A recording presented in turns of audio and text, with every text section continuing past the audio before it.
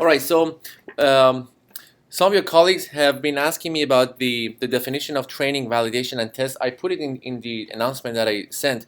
I thought maybe I'm going to spend one slide to clarify this.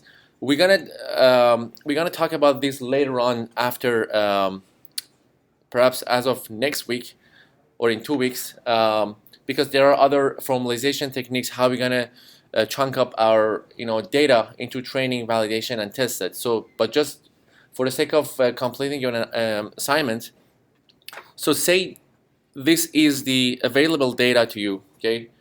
So both cases, just like your assignment, this is the overall images. Say you had 18K, okay? So you're trying to distribute it over 3 different sets. So one is training, the other one is validation, and the other one is test, okay? And inside your assignment, you've been asked to plot such a data in one of those figures. So you want to make sure that when you carry on training here, so these epochs are training images, you want to make sure that your accuracy is going towards a higher percentages, right? Of course, you won't be 100%, but you are getting closer and closer. So the blue line represents the training accuracy, right? The one in the middle of these two, the orange line represents validation, and the one in green represents test accuracy. Normally, in an IID distribution, normally the validation and test are sort of close to each other. There are so many other formulations, but I'm just talking about the rule of thumb here. So for these two, the train and validation, normally these two are happening in your training phase. While you are training your network, after several steps, is again up to you, after several epoch, you have to test your model's quality using some validations. So while we are training, we use this data to update the weights. We are doing backprop to update the weights, okay? But while on a training phase we use validation data, we do not use this data in order to update the weights. Okay, these are just for us in order to verify if we are going in the right direction or not. Okay, so just use training data to update your rate. Use validation to just gain some information. Are we going towards overfitting? The model, is it still underfitted? Or are we in the right direction? Okay, so there are some hypothetical cases. Say you have a very high training accuracy, okay, but when you pass validation test, you always have like 10% accuracy. So what does that show to you?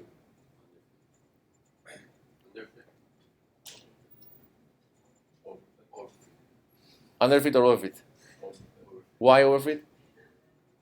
Because it's like perfectly to the training data, but when you show something new, it's right. So yeah, so using that validation set, you understood, so you gain some insight about the way you've been training it all along, and then at that point you need to check your code. You need to perhaps see what was wrong here, change the activation function, some hyperparameters, and then carry on training. So while everything was done and dusted and you finish with training, then you're gonna go with testing phase. It's as if you have deployed your model elsewhere. So while this process is done, training process, just you like this, right? As you like this, and then you deploy it elsewhere and you have some test data. Okay? So actually, naturally, test and validation set could be pretty close depending on the phase they've been used, okay? Say you deployed it on your cell phone and it's gonna detect the smiles on your camera. So those smiles that coming from camera are gonna be the test set, right? You haven't seen it. So that's why normally on an IID distribution, normally validation and test set should be pretty close to each other. And training, depending on the type of the training task, normally they are higher. So that was a pretty rough explanation of these three, but it's good enough for your assignment. We're going to come back to it and see what are the different methods to cross-validate, apply the training set, and how we're going to verify those. Okay? Any questions for this? So all good for the assignment too? One more thing, in terms of optimizer, is there any like, do you want us to use like stochastic gradient Yeah. or like atom optimizer? No, a stochastic gradient descent is the way you use, but how you're going to apply the other case on top of that is up to you, right? Feel free to explore. Assume that you are in a company and somebody gave you data, and then you have to just do your best to just come up with the highest accuracy. Okay, this is the job. You have to bring it back next week. Do whatever if you needed to. So one question was to increase the number of units, right? If you feel like you're having fun, perhaps another extra step is to increase the number of layers, right? Add more hidden layers in between and see if you're gonna benefit from higher accuracy or not, right? These are all up to you. One more quick thing. What do you mean by not using the for loop function? Like, no, not for looping into the training data. So the reason we are using TensorFlow is because TensorFlow is a higher API on top of NumPy or Python or other programming languages. That when you use tf. For instance, I don't know, optimizer or tf. Initializer or whatever. So these functions has been already built in C or C++ mostly and in CUDA. So there is a very optimized backend for that when you use that with your GPU or your CPU, right? These are called vectorized TensorFlow operations. The other option would be just to start fresh using C++ or Python or NumPy. But in that case, you were only using your CPU, and it would be pretty much very slower. So on that case, you had to loop in everything because in general, when you train, there's a loop over many things, right? Your training data, your layers, your units, and whatever. But when you use TensorFlow vectorized code, when you enter the TF session, right? When you initialize all your variables, it's as if under hood, the loop is going on, right? In the backend of TensorFlow. But anyways, you're gonna have another loop on top of it, which is our epochs, right? That's it there. There are still ways to avoid that loop, but yeah. Okay, all good? Sure. Any other questions? All right.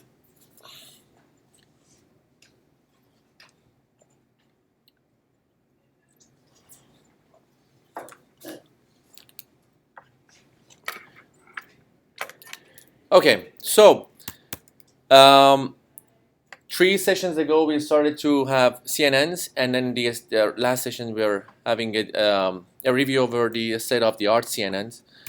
Today I thought it's very helpful for you to talk about RNNs and LSTMs in one compact session.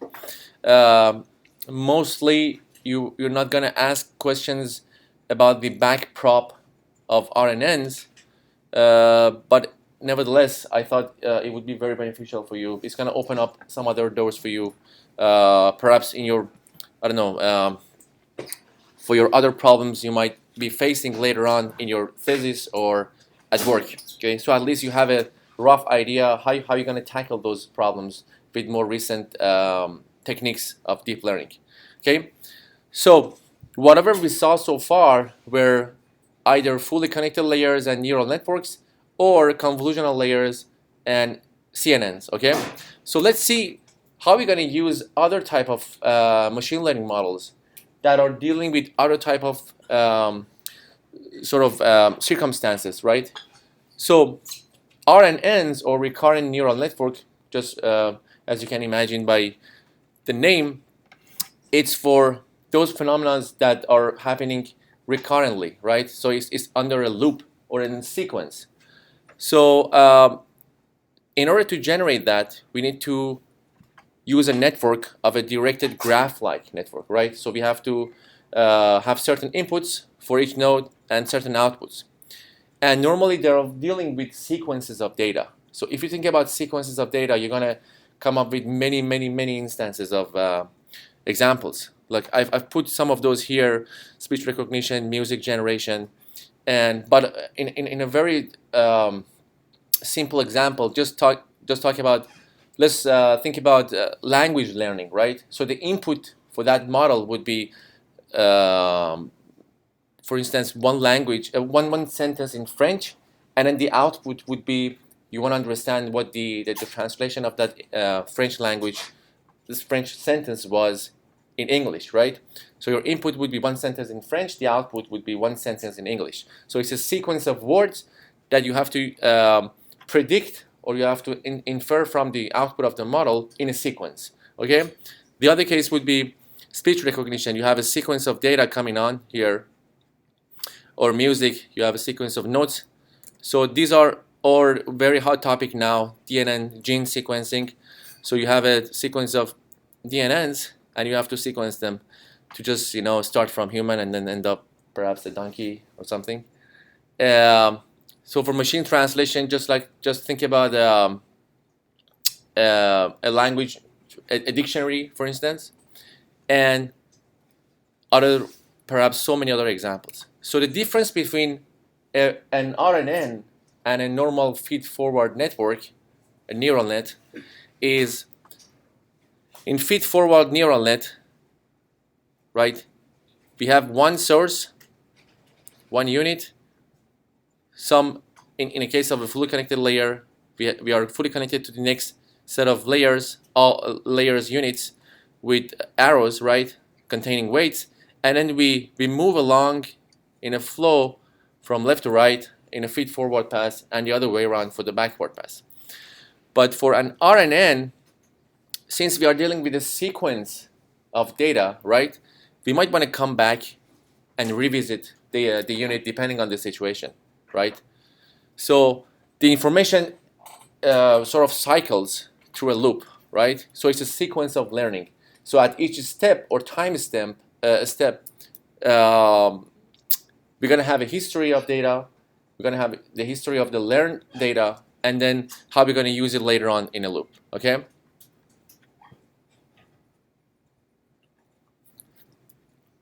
So another example would be we want to generate a list, right? A word one by one, right? So at each time step here, each of those hidden steps, so say it's one of the hidden layers here, right? The output of each of those would be one single word, and we put it all together in a sequence, and then we're going to come up with a sentence, perhaps. So a very small definition, a compact definition of RNNs would be, this is an RNN unit, okay? So inside that module A is your current state T, right, at timestamp T. So that's your input, the X at timestamp T. So that's the weight of that, we call it U.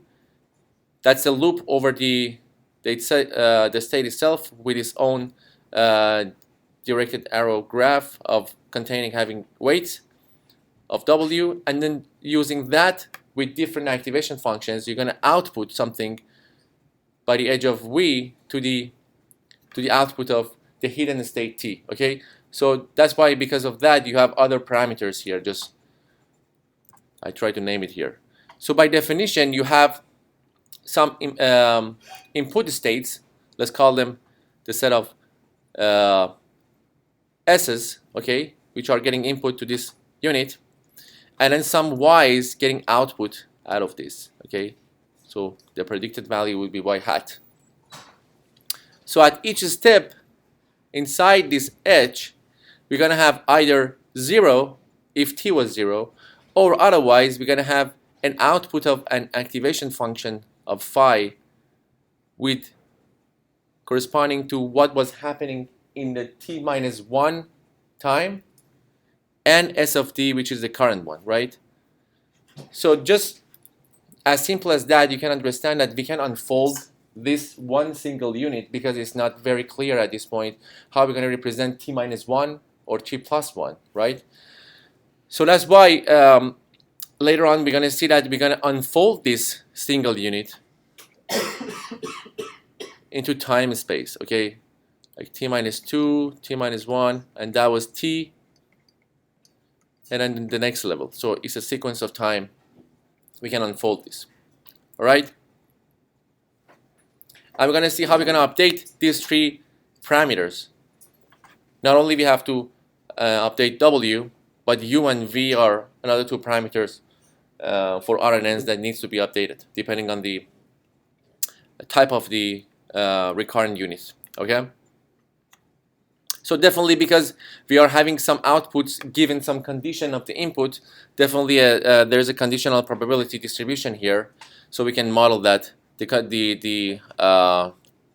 probability of ST given all those S's in a previous timestamp, the history of that unit, let's say from the beginning up to t-1, right, is going to determine what's going to happen as the output of that current unit at time t, right? All right. You already knew what a nonlinear function phi was. There could be anything. Hyperbolic tangent. We have sigmoids and other things. And let's see what we have. And then affine transformation here is sort of a linear transformation. Think about it as sort of a scaling, a transformation, a similarity mapping, or a combination of those, right? There are other definitions for affine transformation depending on the domain, but for now, yeah, you can just think about it as sort of a translation or another scaling on top of that. So we have many types for RNNs, right? So normally, depending on the scenario we had for feed-forward neural nets, right, it was mapping input to output 1-to-1, okay? But in RNNs, we can have many other different scenarios. We can have one-to-many, so these are the output, many-to-one, and many-to-many, okay? By this one, I'm talking like this could be one class, or this could be multi-class itself inside. So that's why RNNs are encompassing a very larger umbrella of other models, you know, we can think about. So this RNN unit, right? I was talking about that. This is only showcasing timestamp t. Okay. So let's unfold this and see how we're gonna describe it in a more accurate, let's say, manner. Okay. So if you unfold this, starting from H0, right? Input 0 and then the output of hidden state at time 0, you see that these are the W's that are going from one unit at a time to the other time, next timestamp, okay? So all of these are U's at its own time, and then these are the outputs, right?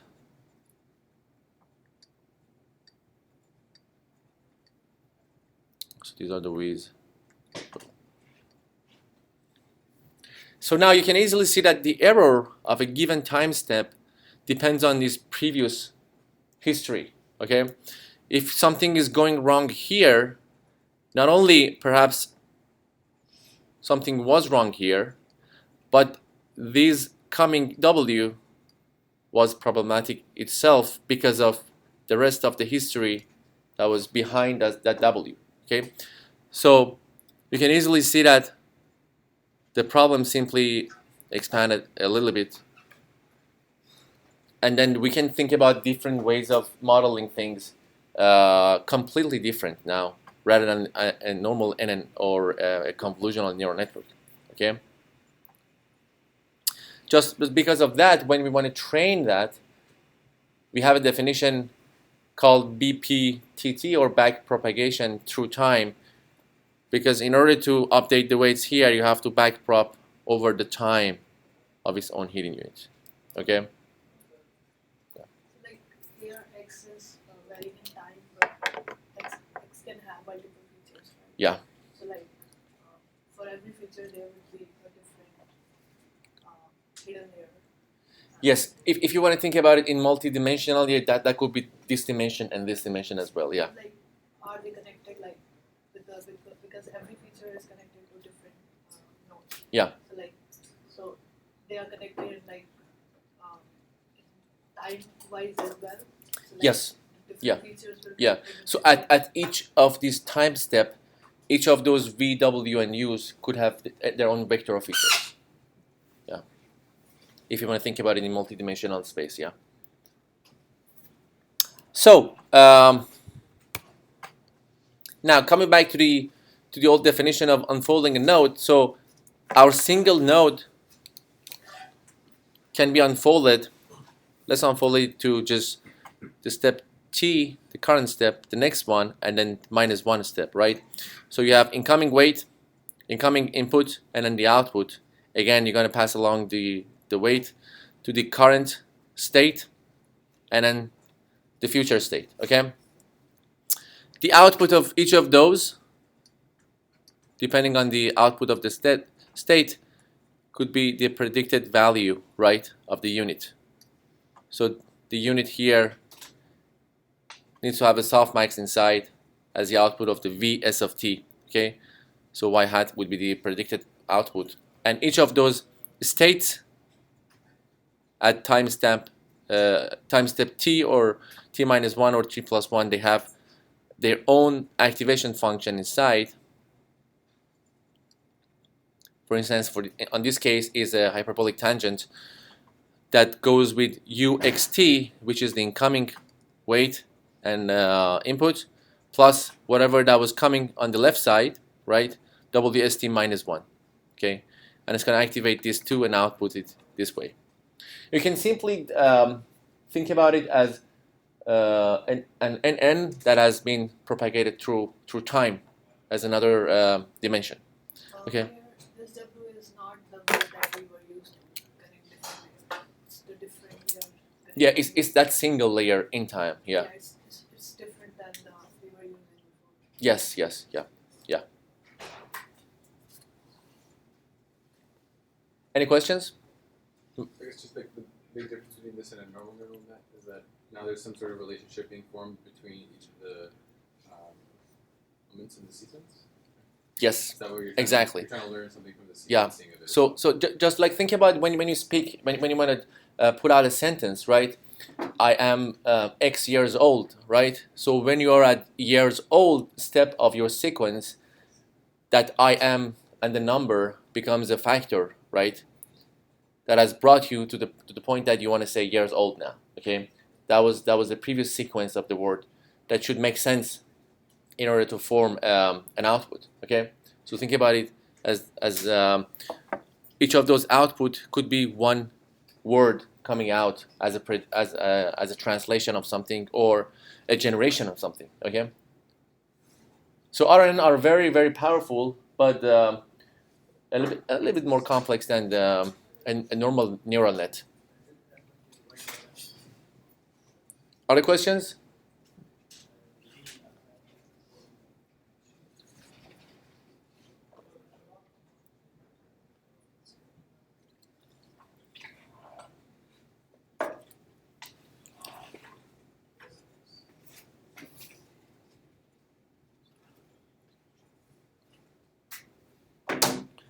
Okay, so let's carry on.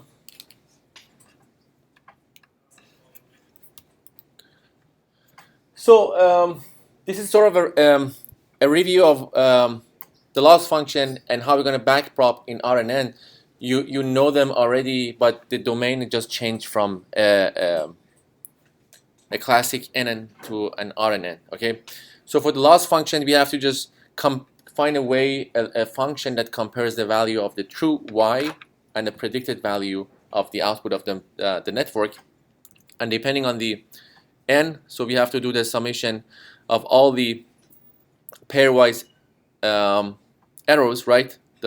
For each of those pairs of y and y hat, and then it's sort of a log loss function. Okay, so for simplicity, we can show that for each pair as an error at the time t. So E of t is going to be a dot product between the vector of yt and element-wise log of predicted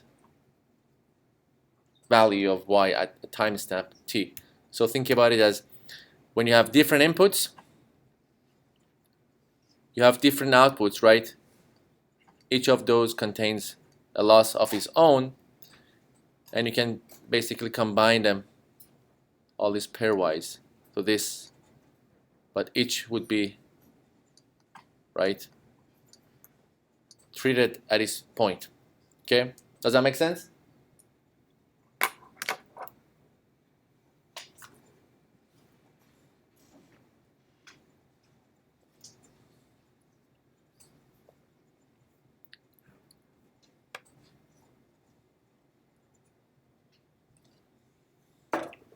All right, so we had three different parameters, W, V, and U. Now we have to come up with the chain rule again to update those values. You're not going to get asked for the formulation of the backprop in RNN, but to be sort of having a complete sort of review, so I'm just going to show you what will be the final values of each parameter is, and then we move on. Okay, so we need to apply, just like before, the chain rule, and also another notation that when you have these indices of outside, you can add them inside. So this is called, I believe, Einstein Summation. So these are just some basic algebra rules. So we can treat this equally as this. There are other Einstein rules, perhaps two or three. You can Google it. So what we need to have is how we're going to treat a training example, which is, it is a full sequence, right, or a sentence in the case of a language, treated as one example, okay? And the total error is the sum of errors at each word, just like we showed in the previous slide, okay? Now we're going to see how we're going to backprop through time to come up with an update of those three parameters, okay? So we need to update these three now, okay? So we must calculate our gradients of our loss function with respect to the parameters u, v, and w now, okay? So let's see first how we're going to update v. So v is the closest one to the output. So applying the chain rule, so I put the figure on top right for a reference. So you start with the partial E of t, which was the pairwise loss corresponding to as the denominator of the partial v, right? So treating these as parameters on the formulation of pairwise, and when you expand it using a chain rule, right, you're gonna have partial E over the output. That was your topmost error, right? The prediction error. And then you can expand it to the difference between that partial y hat with respect to qt, and qt is the partial weight of timestamp t for unit s, okay? Then you're gonna expand that tool chain rule of that qt itself with the v of I and j, okay? So by using our loss function, so this is our actually, the formulation of loss function, the derivation would be minus y tk divided by y hat tk. So if you treat it as two different cases that either they're going to be the last layer or not, you're going to have different values, just like what how we start doing the backprop in a neural net, okay? And we knew that y hat was the output of the softmax function, right? And has the same gradient as sigmoid. If you assume your activation was that, then you're gonna input these two. I'm just gonna skip this. You can have a look at it as reference, right? The sum, we knew it was equal to 1 because yt are the one hot vectors, so the summation of all those vectors should be 1. So the derivation would become only y hat t l minus y hat t, and then you add these two together, you're going to come up with this notation of update for your v. So the update for v would be the difference between your predicted value minus y, the true value, a pairwise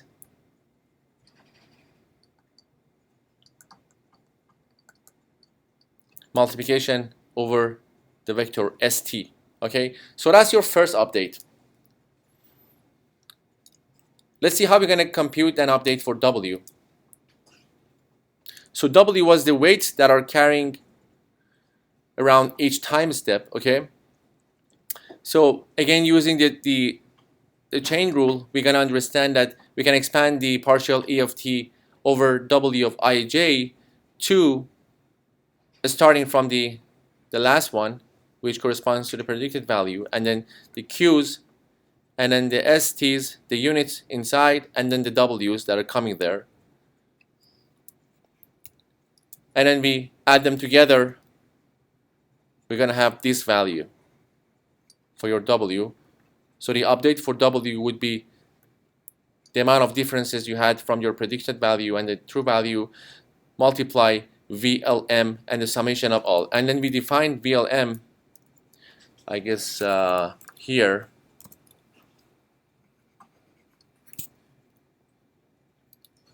Okay. So that's the update for your W. Again, you're not going to get asked for the proof of the formulation. Just accept it as it is. And then the last one is computing U.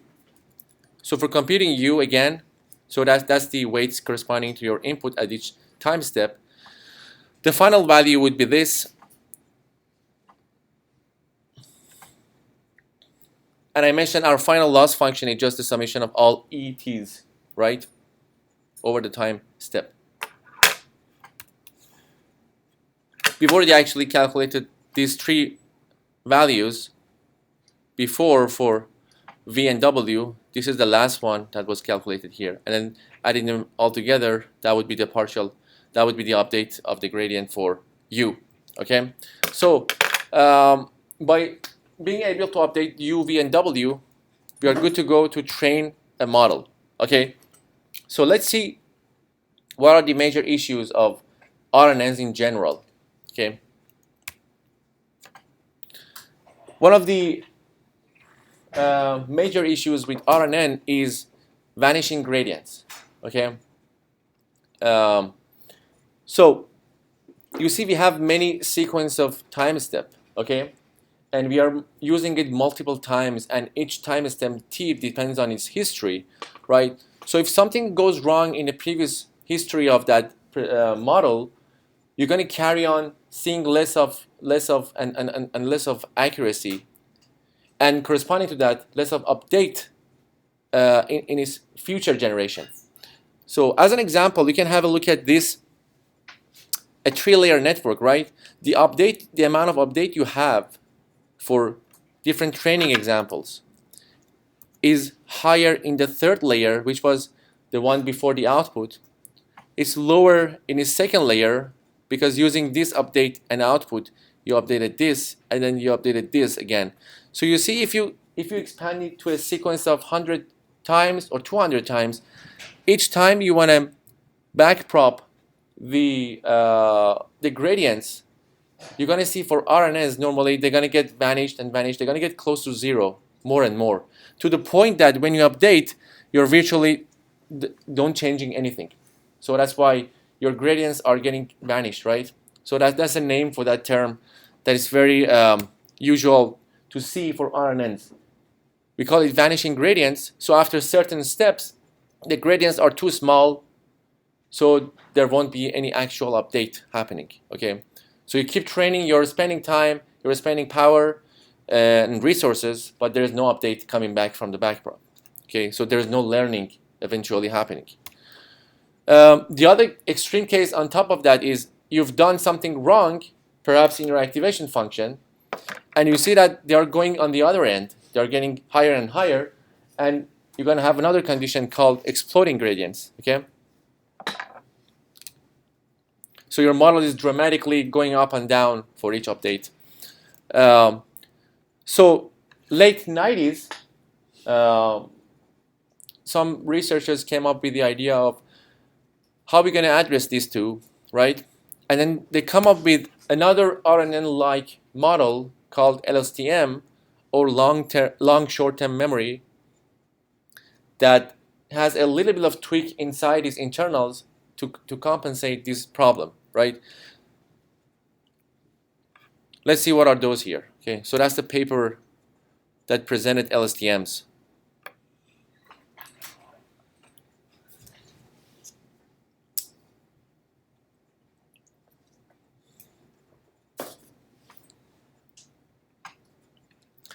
All right, so let's see what the major difference between an LSTM to an RNN. So in LSTM, the novelty was coming from another gate in between your input and output as a for-gate gate. Okay, so using this gate, which was sort of an analog gate, so from 0 to 1, with normally a sigmoid activation behind, is the amount of information you would like to forget, or you don't like to forget, and you set it to either end, right? Either 0, 1, or somewhere in the middle. You want to keep or you want to forget some values in your history. Think about it as your memory that you had this switch, so you could have just turned it on to forget something or turn it off to just remember it. So because of that, you can read, write, and delete on that forget gate using the amount of the hyperparameter and the activation function you're using there, okay? So LSTMs, by nature, they have been designed to avoid the long-term dependency, right, problem. And remembering is their default task, but you can tell them to forget some values or some part of the information that are getting passed along the model. Okay, so this is a very high-level view of an RNN. So you have only in this hidden unit at time step t, right? You have one activation function that outputs this, and then it's going to go either way up, and then you have passing it along by w, right, to the next timestamp t plus 1. Okay, so that's t plus 1, and t minus 1. So let's see. Now for the LSTM, we have some other stuff here in the middle to offset that problem of a vanishing or exploding gradient. So here, the first part would be your forget gate, and then what you want to add to your network, and then what you want to update to your network. So we're going to break them into 3 or 4 slides, and we're going to see it right now. Okay.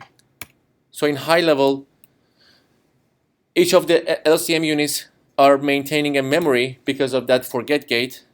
There's an amount of information to forget depending on the activation function, and then you have an update and an output. So I should have just put them the other way around, but we're going to see them in the next set of slides.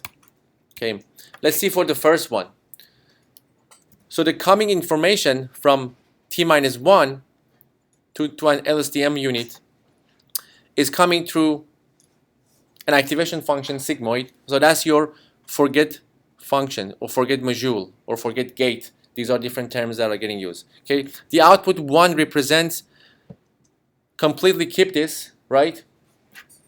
While 0 represents completely forget this. Okay, so just this is the notion of what was coming, what was activated, and what was getting output as FT. Okay, so FT is going to pass it along on the top level.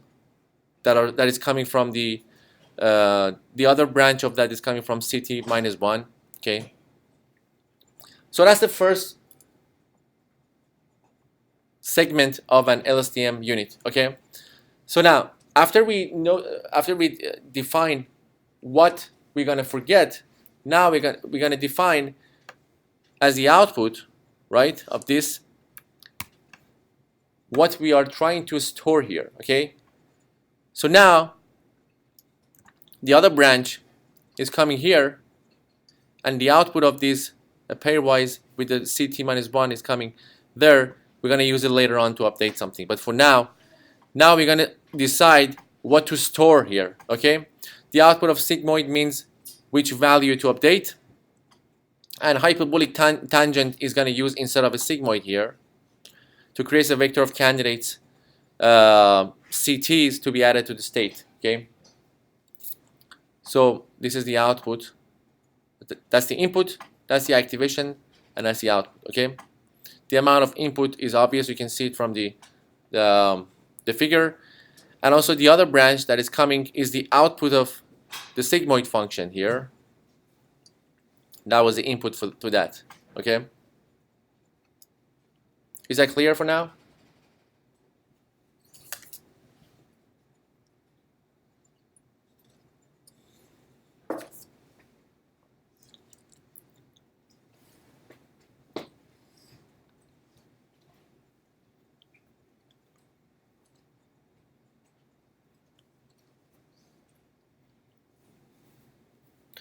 All right.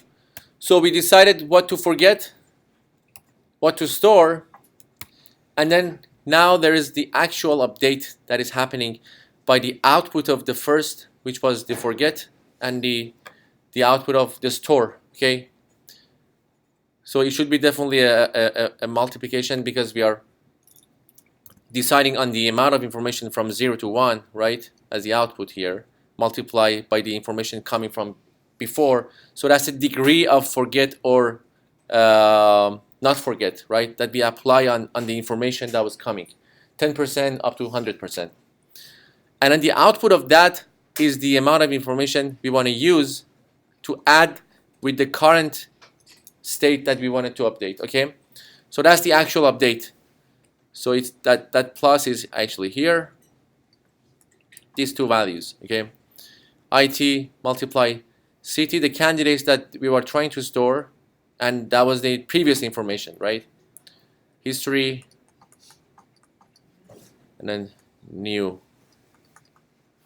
info. Okay, and finally, on the other branch that was coming here, there's another activation function going on. So you have to activate again, which is the output, the final output. Okay, it's coming here, right? You activate it using a hyperbolic tangent, and the other branch that was coming from another activation function.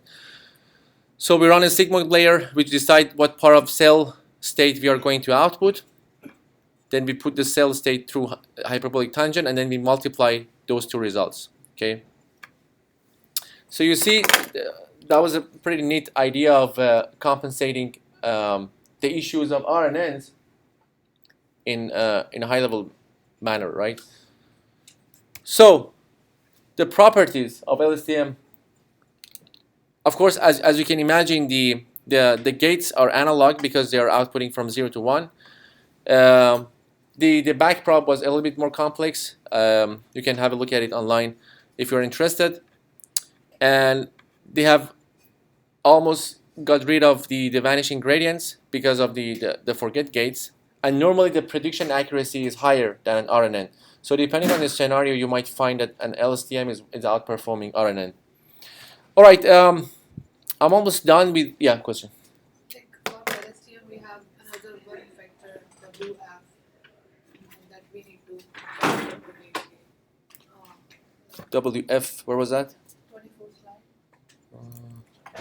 Like how much we want to forward. Yes, There's yes. a weight WF. Yeah, yeah. That need to be updated. Yeah. So each of those parameters, yeah.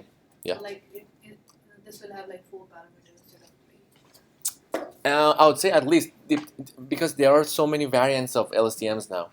That was the simplest form, I would say. Now there are so many branches, so you might find a bit more, update. So at least 4 will be there. Yes, at least, yeah. Okay. So that was sort of up to 2014 or 15 of deep learning.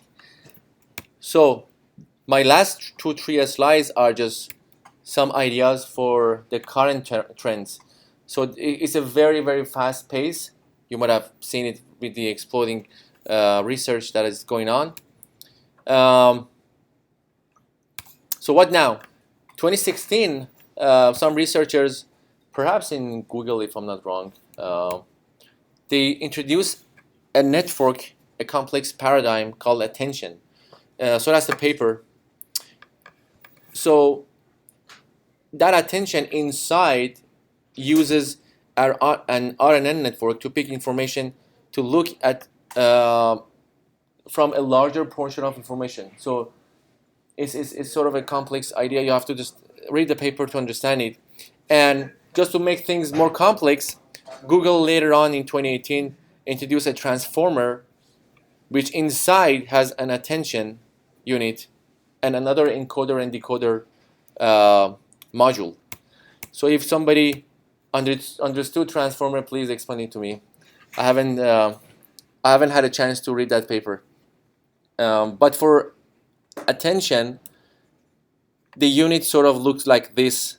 The code is, I believe, I saw it 6 months ago. It was available in GitHub. I'm not sure, but for sure after this amount of time, transformer is already there. So these are the state-of-the-art network that uses RNNs and LSTMs with other modules. So at least you have an idea. If somebody was talking about attention and transformer, you have an idea what does it use internally. So that's basically the high-level view of attention. And so I thought you're going to have some other further readings if you were interested in exploring these sort of RNN LSTM attention path. So these are some places to start. The last one was a summer school in Canada normally. So some of the nice lectures are already uploaded there. So feel free to have a look. And you just have a look at the paper of attention and transformer. Is definitely going to learn something at least. All right. Any questions for deep learning sort of chapter or course?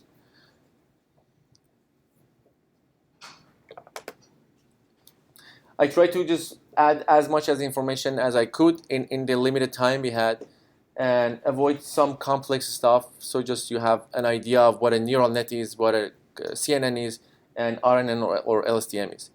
All right, so starting from next lecture, we're going to start talking about some unsupervised learning methods and some formalization about training and testing and bias variance. And let's see how we're gonna get to in the last 3 weeks of the course.